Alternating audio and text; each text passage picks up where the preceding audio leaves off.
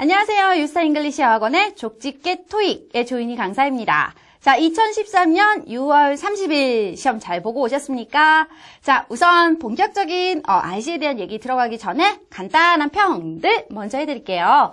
리스닝 어떠셨어요? 파트 1 무난했습니다. 마지막 문제를 좀 빼놓고는 무난하게 흐름이 있었기 때문에 속어라던가 요령 위주로 공부하셨던 분들이라면 충분히 잘 풀 수 있을 거라고 생각이 들고요. 그다음 파트 2 마찬가지예요. 근데 조금 신경을 집중을 못하는 부분이 있었다고 한다면 약간 말릴 수는 있었겠지만 전체적으로 근데 사실 조금 그렇게 아주 쉬운 편에 속하는 시험은 아니지 않았을까라는 생각은 들어요. 자, 그리고 3, 4 여러분 생각보다 paraphrasing이라던가 이런 표현 자체가 말바꾸기가 paraphrasing이죠. 말바꾸기 문제라던가 또는 지문의 형태랑 문제 순서가 뒤바뀌는 형태가 거의 없었기 때문에 무난하고 평이하게 풀 수 있지 않았을까. 그래서 이번 달 리스닝은 한마디로 정의를 하자면 집중력이 필요한 시험이라고 말씀을 드릴 수가 있을 것 같아요. 자, 집중력 있게 어떻게 시험 잘 보고 오셨어요? 자, 그리고 리딩 얘기를 잠깐 해드리면 저는 Part 5의 첫 번째 문제 보면서 순간 깜놀했어요, 여러분. 자, 왜 그랬는지 조금 이따가 말씀을 드리도록 하고요. 그거 외에는 전반적으로 문법적으로 굉장히 평이하게 나온 축에 속하는 제가 말하는 근데 기준은 상식 평이하다는 얘기는 공부를 했다라는 전제하에서 얘기하는 거예요, 여러분. 공부 안 하시고 문제 보시면 어려운 건 똑같습니다. 자, 그래서 평이하게 나왔지만 어휘가 이제 조금 중간중간에 나오는 어휘 문제로 여러분들이 조금 시간이 걸리지 않았을까. 그에 비해서 Part 6는 상대적으로 지난달에 비해 훨 쉬웠어요, 여러분. 그래서 다시 2013년 초반의 경향들에서 조금씩 어려워지는 경향을 보이던 Part 6가 다시 회귀하는 느낌? 2012년도의 문제로 회귀한 느낌이었어요. 그래서 전체적으로 많이 읽지 않아도 쉽게 풀 수 있는 포인트들이 있었기 때문에 의외로 무난하게 풀 수 있지 않았을까라고 생각이 들었고요. 그다음 Part 7 같은 경우는 조금 article이 역시 있기 때문에 이제 문제 잘 푸시다가 이제 중간중간 말리시는 분들이 있었지 않았을까라는 생각은 좀 들었어요. 그래서 아티클도 그렇고 그다음에 더블에서도 약간 문제가 정확하게 대개는 문제 순서하고 지문의 순서가 되게 일치하게 되는데 일치하는 패턴이 확 바뀌는 게 더블 패시지에 있었기 때문에 상대적으로 좀 읽어야 된다라는 부담이라던가 아니면 읽어도 답이 안 나와 이런 얘기들이 좀 있어서 아무래도 시간을 좀 많이 잡아먹지 않았을까? 이런 생각이 좀 들었습니다. 자, 그래서 전체적으로 말씀을 드리자면 6월 시험 여러분 난이도는 지난 5월에 비해서는 상대적으로 조금 상향 조정이 됐다라고 생각하시면 될 것 같고요.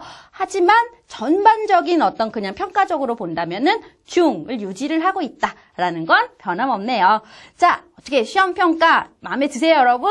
자, 마음에 안 드실 수도 있겠지만, 어쨌든 마음에 들도록 노력을 많이 해보도록 하겠고요, 저도. 자, 저는 오늘 여러분들하고 같이 리딩에 대한 이야기를 한번 정리를 해볼까 합니다. 자, 그래서 이번 달에 저희가 공부를 그러니까 족집게 토익에서 특히 공부를 하셨던 분들이 이번 달에 이런 문제는 꼭 풀 수 있었을 거예요. 맞출 수 있었을 거예요. 라고 하는 것들을 초반에 좀 말씀을 먼저 드리고요. 그러면서 여러분들이 문제를 조금 어렵게 보실 수 있을 만한 것들을 어떻게 하면 조금 더 쉽게 풀 수 있는가에 대해서도 간단하게 한번 정리를 좀 해드리도록 하겠습니다. 자, 그럼 같이 한번 들어가 볼게요. 자, 먼저 여러분 이번 달에 전반적으로 Part 5는 굉장히 난이도가 괜찮았어, 평이했어 라고 얘기를 했어요. 왜? 여러분 보통 시험에서 가장 많이 나오는 문법 문제 중에 가장 많이 나오는 게 혹시 자리 문제 중에 어떤 품사인지 혹시 알고 계세요? 가장 많이 나오는 거 실제로 되게 부사예요. 제 2013년도 경향을 보자고 한다면 부사 자리 묻는 문제가 생각보다 많이 출제가 되고 있는, 그쵸? 그 숫자가 거의 줄지 않고 4개 정도, 3개에서 5개 사이에서 왔다 갔다 움직이고 있거든요. 자, 근데 이번 달에 여러분 부사 자리 물어보는 문제 상대적으로 확 줄었어요. 대신에 무엇을 많이 물어봤냐면 이번 달에는 명사 자리 문제를 많이 물어봤던 것 같아요. 그래서 명사 자리라고 얘기하는 거 어떤 자리지? 가장 중요한 게 첫 번째 주어 자리, 두 번째 목적어 자리, 세 번째 보어 자리 패턴이죠. 그 중에서도 제일 많이 나왔던 게 바로 이 목적어 자리. 목적어 자리 느낌 없었는데 여러분 목적어라는 게 가장 중요한 게 중요한 말 많이 쓰네. 자, 타동사 다음 자리가 여러분 목적어죠. 맞아요. 그런데 목적어 자리는 타동사 다음 자리만 있는 게 아니죠. 바로 전치사 다음 자리도 목적어 자리라는 거. 여러분들이 꼭 기억을 하셔야 되는 가장 중요한 또 포인트가 될 수 있습니다. 그래서 이번 달에 의외로 요 전사 다음 자리에 명사 형태 물어보는 거 굉장히 많이 나왔다고 생각하시면 돼요. 물론 많이 나와봤자 자기가 4개예요, 여러분. 그쵸? 4개에서 5개밖에 안 되겠지만 그래도 부사가 상대적으로 굉장히 줄었기 때문에 명사가 더 자리를 묻는 문제가 더 많이 나온 것처럼 보인다는 얘기예요. 포진을 한 패턴 자체가. 그래서 여러분들이 그런 부분들도 좀 알아두셨으면 좋겠고, 그 다음 우리가 또 이런 주어, 목적어, 보어, 그 중에서도 전치사의 목적어까지 포함하게 되면은 4개죠. 이거 말고도 여러분 또 뭐가 있어? 바로 한정사라고 얘기하는 관사 플러스 명사 패턴, 그치? 요거 여러분 참 중요하죠? 그래서 한정사라고 얘기하는 게 더만 있는 건 아니죠. 어나 언이라고 하는 부정관사 역시도 한정사의 형태고, 소유격 플러스 명사 패턴. 이번 달에 근데 소유격이 안 나왔어요, 여러분. 자, 그리고 또 뭐가 있을까? 수량 형용사도 바로 한정사라고 얘기했던 거. 여러분들이 이런 것들을 다시 한번 전체적으로 정리를 하고 들어가셔야 되지 않을까라는 생각이 좀 들었습니다. 자, 그래서 이번 달은 굉장히 저는 느꼈던 게 명사가 조금 굉장히 쉬운 패턴으로 많이 물어보지 않았을까. 그리고 명사 문제에서 또 이제 나름대로 관건이 이런 자리 패턴을 고른 다음에 물어보는 게 자리로만 판단을 딱 했는데 자리로 판단이 안 되는 케이스들이 있죠. 그런 케이스들에 대해서 어떻게 물어봐? 되게 사람 명사하고 사물 명사하고 구별하는 패턴을 물어봐요. 그치? 근데 이번 달에 여러분 보통 답이 뭘로 나오더라? 저는 그냥 느낌상 사람이 많이 나오는 것 같았는데 문제 많이 풀어보신 분들은 그런 거 많이 느끼거든요. 자, 근데 이번 달에는요 사람에 대한 얘기가 안 나왔어요. 전부 다 사물에 대한 얘기가 나왔었어요. 그래서 대표적인 게 이번 달에 facility가 아마 여러분이 있었을 거예요. 기억나세요? 자, 요 단어가 여러분 facilitator라고 하는 OR로 끝나는 사람 명사와 facility라는 명사 중에서 뭘 쓸 거니? 라고 물어봤는데 동사가 누구였냐면 open이었거든. 여는 거거든. 사람을 열지 못하잖아. 그래서 정답이 open the facility라고 얘기하는 표현이었어요. 기억나십니까? 어제 시험 오늘 본 건데, 그치? 자, 근데 기억이 잘 안 날 수도 있어요. 어쨌든 근데 여러분 뭐냐면 명사를 물어보는 포인트들은 이런 게 있다는 걸 여러분들이 한번 정리를 해보시면 좋을 것 같아요. 자, 그래서 명사에 대해서 다시 한번 좀 중점적으로 좀 봐야 되는 시점이 아닌가라는 생각이 들어서 한 번 더 말씀을 좀 드렸고요. 자, 그 다음에 이번 달 문제에서 여러분 좀 두드러지게 우리가 봐야 되는 것들이 또 한 가지가 뭐냐면 동사 문제. 동사 문제 나오면 여러분, 자, 우리 족집게 토익 수강생 여러분, 동사 문제 풀 때 여러분 가장 중요한 게 뭐였어요? 그치, 바로 첫 번째. 항상 뭐부터 먼저 본다? 본동사의 개수는 접속사 개수 플러스 1이라고 하는 기본 공식 항상 활용을 해야 된다고 했던 거 기억나지? 자, 이렇게 해서 본동사, 즉 동사 자리라고 판단이 되면 항상 뭐 본다? 주어와 동사의 수일치. 그쵸? 그걸로도 답이 안 나오면 뭐로 간다고 그랬어? 능동과 수동의 태. 이걸로도 안 되면요. 바로 시제로 빠지시라고 얘기했었던 거 기억나세요? 본동사 공식 4가지였어요, 여러분. 그쵸? 요 4가지를 꼭 기억하시면서 문제를 푸시면 딱 보기는 엄청나게 많은 시제를 물어보는 요하는 문제인 것 같았는데 알고 보면 여기서 끝나는 패턴들 되게 많았어요, 여러분. 자, 그래서 간단하게 한 가지 예를 좀 드리자면 이런 형태가 있었죠. 분명히 본동사 자리인데 뒤에 전치사가 들어온 거야. postpone이라는 동사를 쓰고 싶대요. 자, postpone이라는 동사를 쓰고 싶은데 이 동사가 여러분 가장 중요한 핵심이 뭐지? 타동사라는 거지. 그쵸? 자, 주동수일치는 다 맞았다고 치고 저는 그냥 태를 바로 간다는 얘기예요. 타동사야. 타동사가 뒤에 능동일 때는 뭐가 오지? 맞아. 목적어. 여러분 지금 전치사는 목적어가 아니라 아니거든요. 그러니까 바로 뭐가 돼야 돼? 바로 B 플러스 PP 패턴의 수동태 패턴을 만드는 문제. 그래서 ABCD 보기 중에 BPP 구조를 가져오는 게 뭐지? 이렇게 봤는데 딱 하나밖에 없었어요.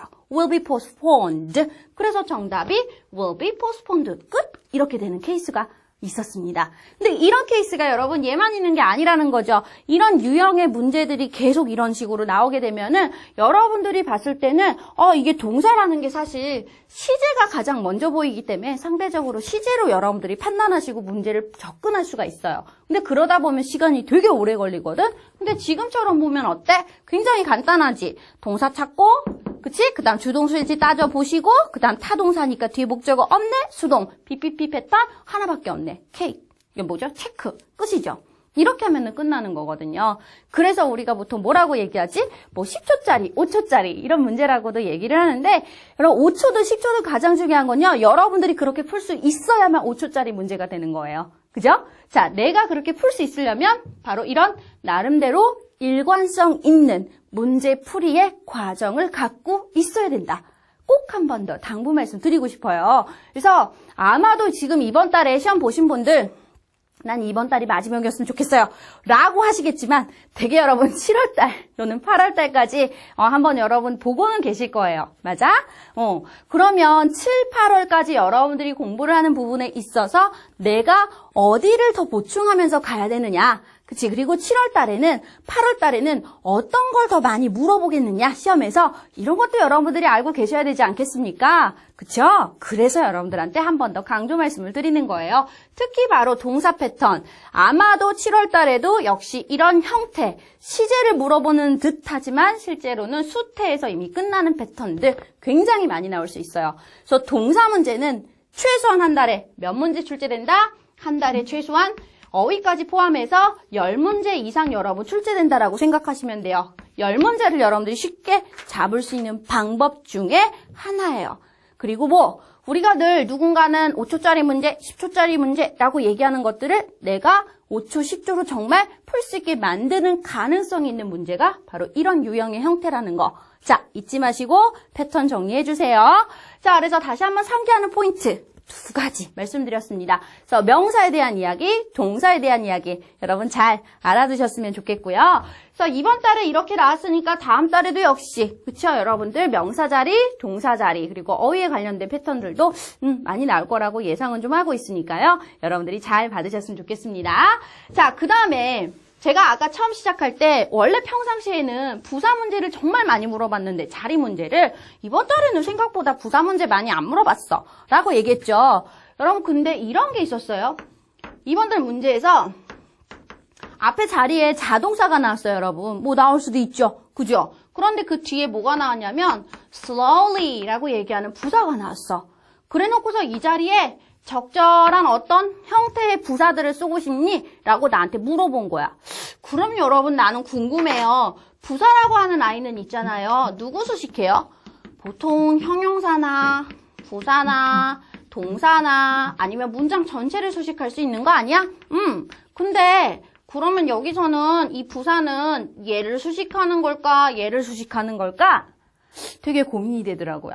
고민되셨어요, 여러분 혹시? 저는 여러분들이 고민을 하셨을 거라고 생각이 들어요. 자, 바로 뭐냐면 이게 여러분 얘기할 때 가장 중요한 핵심이 이거거든요.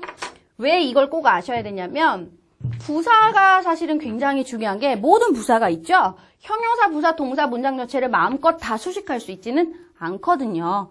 되게 우리가 보통 보면 ly로 끝나는 것들을 부사라고 얘기하는데 ly로 끝나지 않는 부사들도 있지. 대표적으로 이번 달 시험에서 나왔던 even 또는 very, much 이런 아이들이 바로 뭐예요? 부사처럼 안 보이지만 부사로 보는 아이들이잖아요. 그래서 얘네들이 나오면 뭐지? 해석을 해야 되나? 이렇게 많이 접근하시는데 실제로 해석이 아니라 바로 뭐다? 누굴 수식할 수 있는지에 대한 가장 기본적인 이 부사들의 용법을 정리를 한 상태에서 접근을 했었어야 돼요. 그런데 그 중에서 이제 예를 들면 even이 있었고 very가 있었단 말이야. 자, 누굴 쓸까라고 물어봤어. 자, 뭘 써야 될까요, 여러분? 누구를 수식하는지를 알아야겠죠. 왜? 여러분 가장 중요한 핵심이 한 가지가 바로 very거든요. very는 동사 수식 못해요. 그치? 우리 배웠어요, 여러분. 공식 노트에 부사편에 여러분 나와 있어. 유의해야 되는 부사 중에서 바로 누구? 형용사나 부사 앞에 와서 이 형용사나 부사를 수식할 수 있거든요.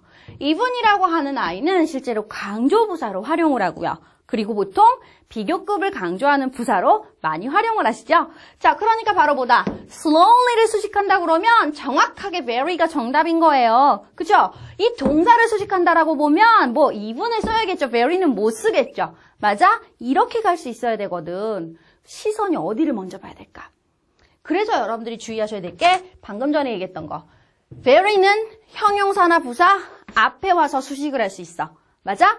부사라고 하는 아이들은 문장의 위치가 사실 나름대로 막 써도 돼. 완전 문장이면 막 써도 돼. 이렇게 얘기하지만 부사라고 얘기하는 것들 굉장히 중요한 게 바로 무엇이다? 이 중에서 본인이 나름대로 용법이 같이 정리가 되어 있는 아이들은 그 용법에 맞춰서 여러분들이 생각을 해줄 줄 알아야 돼요. 바로 누구? slowly가 부사잖아요. 부사 앞자리가 비어있는 거잖아요. 그러니까 누굴 기준으로 본다?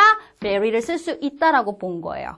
되셨어요, 여러분? very slowly 라고 얘기하는 거죠. 매우 천천히 라고 얘기하는 말이었어. 얘기 되셨어요, 여러분? 그래서 부사 자리라고 얘기하는 것도 굉장히 중요한데 부사 자리 하면 무조건 막 쓰는 거. 아무데나 자리가 비어있기만 하면은 그쵸? 수식하는 개념으로 볼 때 부사 자리 막 쓰면 되겠구나 라고 생각할 수 있어. 하지만 모든 부사가 다 그런 건 아니란 얘기 다시 한번 꼭 정리를 해주셨으면 좋겠습니다. 그중에 이번 달에 very가 간만에 나와줬어요, 여러분. 잘 정리해 주시고요. 더불어서 even이라는 아이도 누구 수식할 수 있다? 첫 번째 강조부사예요, 사실은. 그리고 두 번째 얘는 형용사나 부사의 비교급을 수식할 수 있다는 것도 다시 한번 정리를 해주셨으면 좋겠습니다. 자, 그래서 그 정도 얘기가 또 여러분들이 좀 주의를 했었어야 되는 얘기가 아니었느냐, 그리고 우리가 배우지 않았느냐라는 걸 이제 어필을 하기 위해서 제가 한번 말씀을 드렸었어요. 자, 그런데 이렇게 얘기해 보니까 또 이왕 연결한 김에 여러분 한 가지를 더 연결해 볼까? 비교급 패턴 물어보는 문제가 있었지. 비교급 패턴을 물어보는 문제가 사실 여러분 어떻게 그걸 보고 비교급 문제야 아니야 라는 걸 여러분 어떻게 우리가 판단하죠? 대개는 보기를 봤을 때 more가 들어오거나 most가 들어오면 이거 비교급이잖아요. 이거 최상급 물어보는 문제죠? 우리 이렇게 주로 얘기해요. 맞아요? 근데 여러분 가장 중요한 핵심이 있죠. 이거 비교급 최상급 구하는 문제니까 그럼 뭐 봐야 돼? 비교급 쓰려면 then. 그치? 뭐 최상급을 쓰려면 O 플러스 복수명사라던가 이런 패턴들 우리 생각해야겠네? 맞아? 그런 거 생각하셔야 될 거예요. 근데 이렇게 생각하시면 이번 달 문제 못 푸는 문제 있었을 텐데. 이런 문제 중에 분명히 ABCD를 딱 보면 이런 비교급 최상급 형태를 물어보는 게 있었어요, 여러분. effective라는 형태를 가지고 물어봤거든? 그치? 자, 그런데 문장에 보니까 then이 없어. 그러면 more 쓰면 안 되겠구나. 그죠? 자, 그리고 나서 봤더니 뭐 over 플러스 복수명사 없어. most도 안 되겠구나. 그래서 나는 답을 과감하게 effective 형용사가 있더라고요. 그걸 썼어요. 그랬더니 땡 틀렸다는 거죠. 틀리셨어요, 여러분. 왜? 왜 그럴까? 가장 중요한 핵심이 있어. 자, 비교급 최상급을 그러니까 딱 보면 보기를 잘 보고 문제를 푸는 건 맞는데 보기를 봤을 때 우리가 비교급이구나, 이건 최상급을 물어보는 문제구나라고 우리가 보통 딱 판단을 하잖아요. 그럼 자연스럽게 then이 있다 없다를 먼저 따지거든 아니거든 문제 푸는 과정은 달라. 바로 뭐 비교급 최상급을 쓰는 품사가 누군지를 먼저 알았어야 돼요. 품사가 누구예요? 바로 형용사하고 부사지. 이거 왠지 지난달에도 설명해드렸던 것 같은데 시험후기에서 5월달 시험후기에 다시 한번 확인해 주시면 좋을 것 같아요. 자, 형용사 부사거든요. 자리를 물어보는 문제. 자, 그래서 이 아이가 여러분 그때 문제에서 이번 달 문제에서 어떻게 출제가 됐었냐면은 바로 문장 안에 동사가 나오고 그 뒤에 목적어에 해당하는 명사가 나오고 빈칸이 나오고 끝난 거거든요 라고 얘기하는 거죠. 자, 그래서 이 동사는 일반 삼형식 타동사였고 타동사 다음에 목적 왔으니까 더 이상 아무것도 안 써도 되지. 그러니까 이 자리 무슨 자리?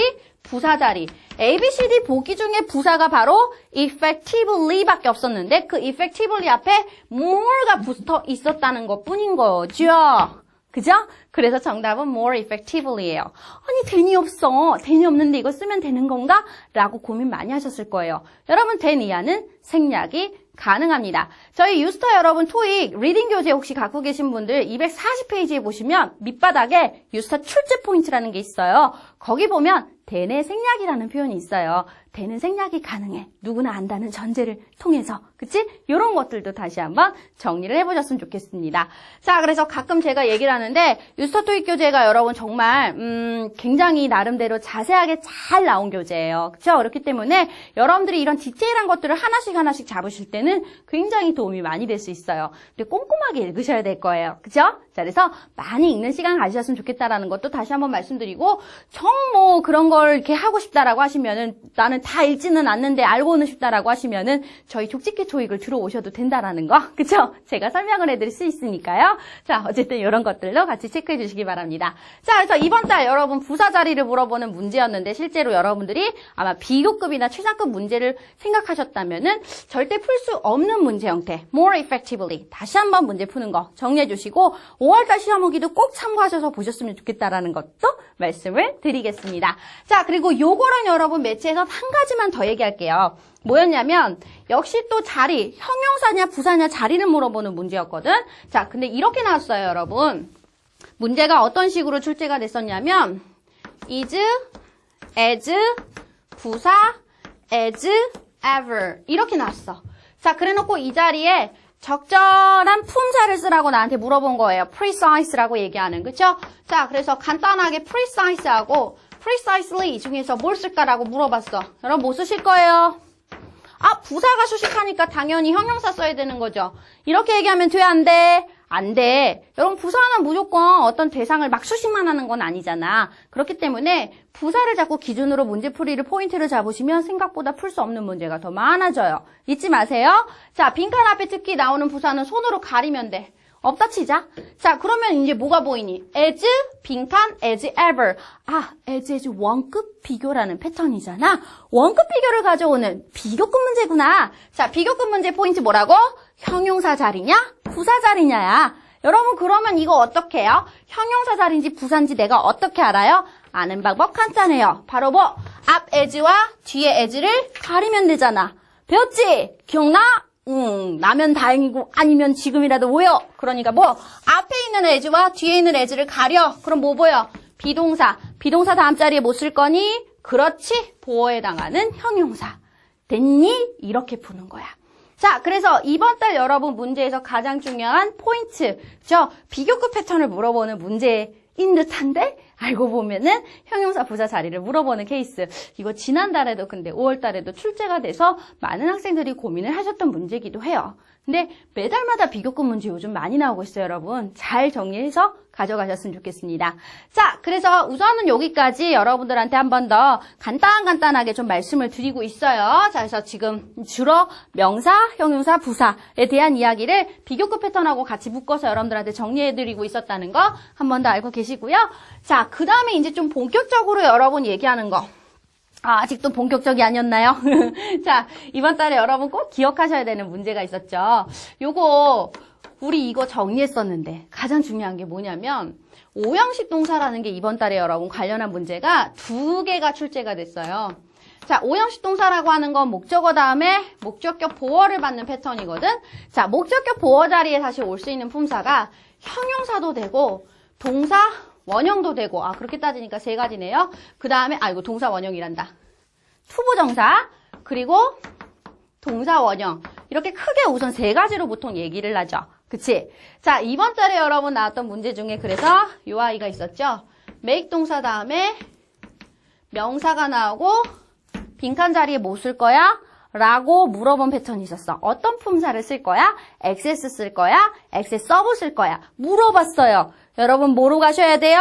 바로 make, 목적어, 형용사, 오형식 패턴을 볼 수 있었어야 되거든요. 바로 오형식 동사 중에 목적격 보어 자리에 형용사를 받는 동사 make가 키워드였다. 그래서 이 자리는 형용사 accessible를 여러분 쓰는 게 정답이었다. 라고 얘기하는 거 한 번 더 정리해 주실 수 있었으면 좋겠고요. 그 다음 2번째 포인트가 바로 뭐였냐면 목적어 다음에 목적격 보호 자리 투부정사를 받는 패턴이 있었어. 자, 누구?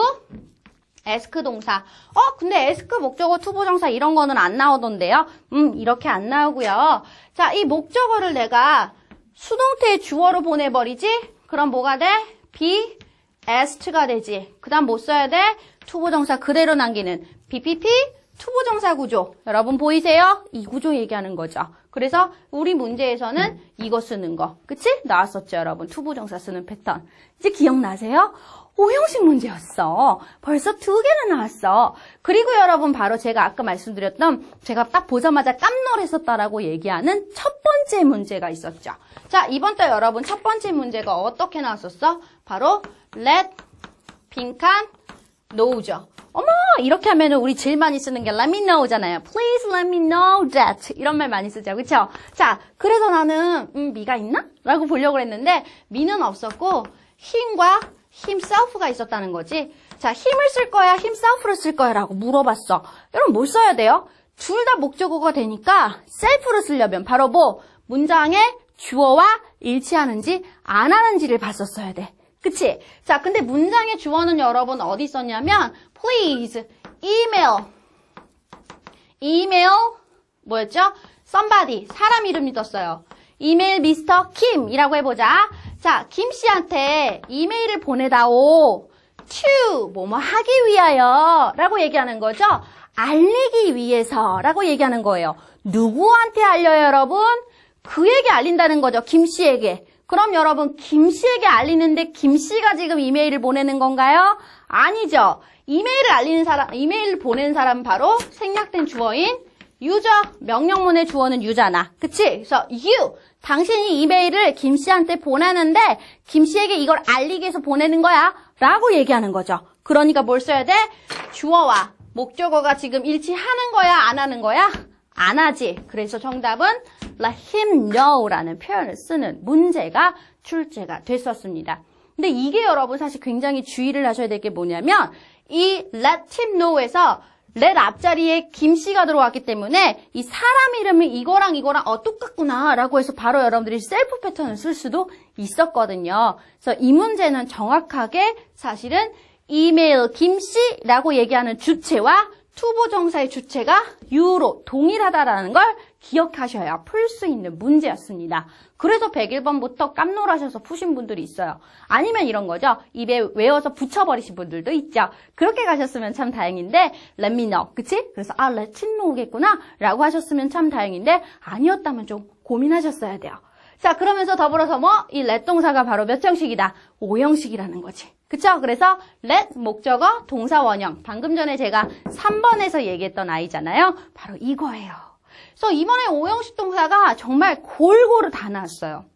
그래서 5형식 정말 중요하구나. 다시 한번 좀 여러분들이 고민하셔야 되겠고, 그 다음에 아무래도 이 5형식 패턴을 물어봤다는 얘기는 이제 7, 8월부터의 하반기에서 이런 동사의 형식에 대해서 생각보다 많이 물어볼 확률이 높아질 수 있다는 걸 의미할 수 있을 것 같아요. 그래서 동사의 형식이라고 얘기하죠. 1형식부터 5형식 정도까지는 어떠한 것들이 있겠구나라고 하는 것들은 차분하게 좀 정리를 해두셔서 머릿속에 좀 잘 담아두셨으면 좋겠다라는 것도 한 번 더 당부 말씀드리겠습니다. 자, 여기까지 여러분 지금 5형식 패턴 어떻게 감이 좀 오세요? 오케이. 자, 그래서 그 얘기도 한 번 더 정리를 해드리고 싶고요. 자, 그 다음에 우리 또 역시 이번 달 시험에서 나왔던 얘기, 그치? 공부했는데 시험에서 나왔던 거. 뭐 그렇게 따지면 공부 안 한 게 어딨겠습니까마는. 그쵸? 자, 여러분 요거 얘기했었죠. under 얘기했던 거 혹시 기억나세요?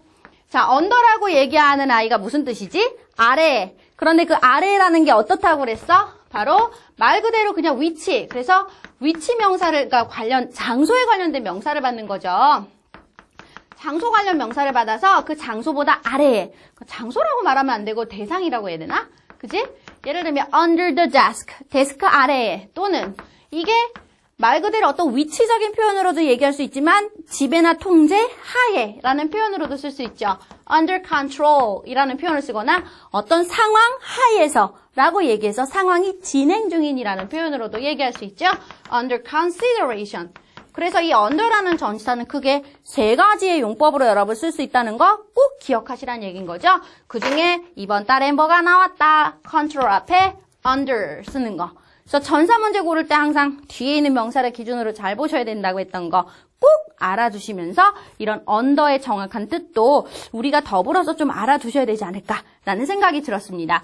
자, 그리고 그거 외에는 여러분 사실 제가 여러분들한테 얘기해드렸던 것 중에 저희 족집게토익에서는 가장 중요한 게 여러분 특히 제가 초반부터 많이 얘기하는 게 접속사에 대한 이야기잖아요. 접속사하고 전사 구별해서 문제 푸는 법들, 그치? 이런 것들을 얘기했었었는데 이번 달에 역시 뭐 관계사 문제는 한 문제 정도 출제가 됐었고 그거 외에 부사절 접속사를 고르는 문제가 생각보다 좀 많이 나와서 간단하게 한번 여러분 얘기를 해드리려고 해요. 자, 문제 중에 이런 게 있었어요. 빅판 있고 주어 다음에 동사가 나오고 예를 들면 얘기가 끝났어. 그리고 뒤에 완전 문장이 들어오는 거지. 당연히 그러니까 이 자리 무슨 자리? 접속사 자리야. 그치? 자, 접속사는 제가 세모 표시. 자, 접속사인데 보기 중에 접속사의 형태를 갖고 있는 게 크게 두 가지였어. whether 그리고 when이요. 자, 뭐로 갈 거니라고 물어봤어. 여러분 되게 중요한 거. whether는 무슨 절을 이끈다? 바로 명사절을 이끌죠. 명사절 접속사 중에 whether인지 어떤지라는 표현으로 활용을 하세요. 바로 무엇이다? 뭐뭐인지 어떤지라는 표현이 들어오는 지금 명사절 접속사를 쓸 것이냐 말 것이냐자. 그치? 이거 명사절이야? 에이, 아니잖아. 정확하게 주절이 완벽한 절이 있으니까 이 절 전체는 안하도절이 되는 부사절이 돼야겠지? 그래서 정답은 when 쓰는 거. 인지 어떤지 뭐뭐 할 때라는 해석으로 접근하셔도 풀 수 있는 문제지만 해석 접근 안 하시고 푸시면 몇 초? 5초 안에 풀 수 있는 문제가 될 수 있는 거였어요. 맞아요, 여러분? 이런 걸 정리를 잘하라는 얘기지. 같은 얘기가 있었어요, 여러분. 이렇게 똑같은 패턴이야. 자, 그래서 보기가 뭐가 있었었냐면 대시 있었고 벗이 있었고 until이 있었고 if가 있었어. 맞아요, 여러분? 기억나세요, 혹시? 자, 여기서 보면 분명 이 자리는 접속사 자리라 했어. 자, 그럼 접속사 자리니까 당연히 여러분 접속사 다 되네. 첫 번째, 등위 접속사. 3번, 문두에 올 수 없다. 그치? 자, 그래서 안 되는 거예요. that, until, if. that은 명사절 또는 형용사절을 이끄는 접속사지. 방금 전에 뭐라 했다고? 이 자리 부사절이야. that 안 되겠네. 됐니? 자, until, if는 둘 다 돼요. 쓸 수 있어요, 여러분. 자, 그런데 굉장히 중요한 포인트가 있죠. until이라고 얘기하는 접속사를 여러분 쓸 때는 until이 뭐뭐 할 때까지잖아요. 그래서 써야 되는 자리가 있어. 바로 동사를 항상 어떻게 써야 돼? 이런 일이 일어날 때까지 계속 뭐뭐 한다라는 표현에 동사가 들어와야 돼. 앞에 until절은 동작이나 완료의 동사를, 그리고 주절에서는 계속 또는 상태의 진행을 나타내는 동사를 써야 된다는 얘기예요. 예를 들면 네가 돌아올 때까지 난 기다리고 있을 거야 라고 얘기해볼까? Until you come back. 당신이 돌아올 때까지 I will be waiting here. 전 여기서 계속 기다리고 있을 거예요. 되죠? 이렇게 얘기하는 표현으로 올 수 있어야 돼요. 자, 그런데 앞에 동사가 어떤 동사였냐면 completed. 끝나다라는 동사를 썼어요. complete. 그쵸? 완료되다라는. 요거 괜찮은데? complete?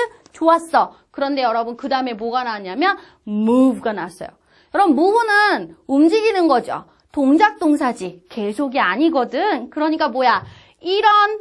이게 완료될 때까지 계속 움직인다라고 말하는 게 아니라 옮기는 거거든요. 한 번 옮기고 많은 완료 동사니까 until 돼 안 돼? 안 되는 거지. 정답은 그래서 if가 되는 패턴이었어요. 어떤 건지 아시겠어요, 여러분? 그래서 제가 부사절 접속사에도 보시면은 이 until이라고 얘기하는 접속사가 굉장히 중요하기 때문에 제가 공식 4번에다가 써놨었어요, 여러분. until이라고 하는 아이가 앞에는 지금 보시는 것처럼 계속의 의미의 동사를, 그 다음에 뒤에는 until 절 안에는 동작성의 동사를 가져야 된다. 뭐 이런 것들을 여러분 정리를 해드렸어요. 혹시 기억하신가요?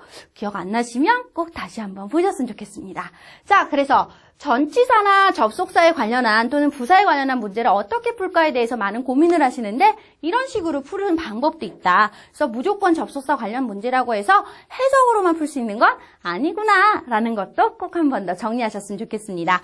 자, 그래서 요 정도 얘기까지 여러분들한테 정리를 좀 해드리고 싶고요. 그 다음에 이제 제가 여러분들이 조금 주의를 하셔야 되는 두 가지 문제에 대해서 이제 정리를 좀 해드릴게요. 근데 역시 사실은 이 유형은 저희 문제 풀면서 다 정리가 나왔던 문제이기도 해요. 자, 뭐였냐면 첫 번째, as 다음 자리에 빈칸이 나오고 전치사가 나왔어. 그리고 명사가 나오고 얘기가 끝나. 그리고 뒤에 절이 들어와. 이런 구조였어요, 여러분. 자, 이렇게 된 구조에서 우리가 봤을 때 이 자리에 지금 무엇을 쓸 것이냐라고 얘기하는 거잖아요. 이때 indicate라는 동사 형태를 물어봤어요. 자, 첫 번째.